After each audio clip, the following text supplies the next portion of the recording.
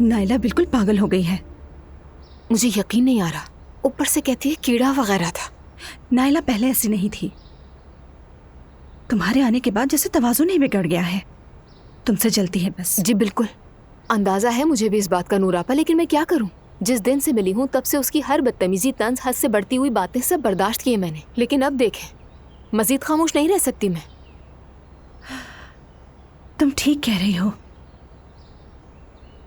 लेकिन वो खुद भी बहुत रो रही थी। रोना भी चाहिए, डिजर्व करती है।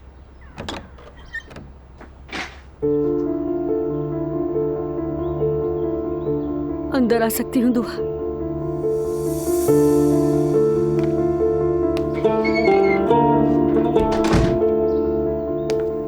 दुआ देखो, मैं वाकई बहुत शर्मिंदा हूँ। जानबूझकर नहीं किया मैंने। नायला, आखिर तुम्हें मेरे साथ मसला क्या है? मसला? कोई मसला क्यों होगा? तो फिर मेरे पीछे क्यों पड़ी हो? मैं यहाँ तुमसे लड़ने नहीं, बल्कि एक और बार माफी मांगने आई हूँ। नायला, ऐसा काम मत करो जिसकी वजह से शर्मिंदा होना पड़े। तुम दोनों ने हमेशा मुझे खुद से अलग रखा। कभी नहीं कहा कि नायला हो, हमारे साथ बैठ जाओ। हर वक्त कमरा बंद करके मेरी पीठ पीछे बातें करती हो, जैसे मैं इस घर में हूँ ही नहीं। क्या तुम समझती हो कि मेरे दिल में कोई दर्द नहीं? अगर ये बात है तो तुम खुद भी तो आ सकती हो। क्या दावत देनी पड़ेगी तुम्हें? क्या तुम्हारे करीब आया जा सकता है दुआ? नायला, बात को बढ़ाने की जरूरत नहीं।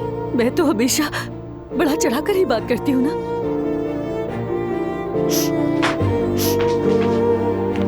दुआ, मेरा तुम्हें जलाने का कोई इरादा नहीं था।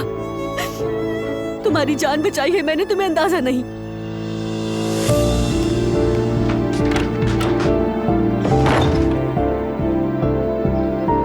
ये इसने माफी मांगी है या धमकी दी है? मेरी जान बचाई है इसने, वो भी एक कीड़े से। क्या बात है?